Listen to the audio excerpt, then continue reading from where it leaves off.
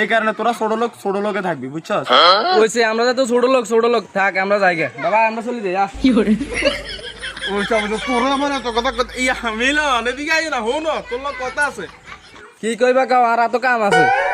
হেই বেটা, বসে খালা নি কথা করবে বেটা, বসলে কাল সেরান বেটা ফালতু।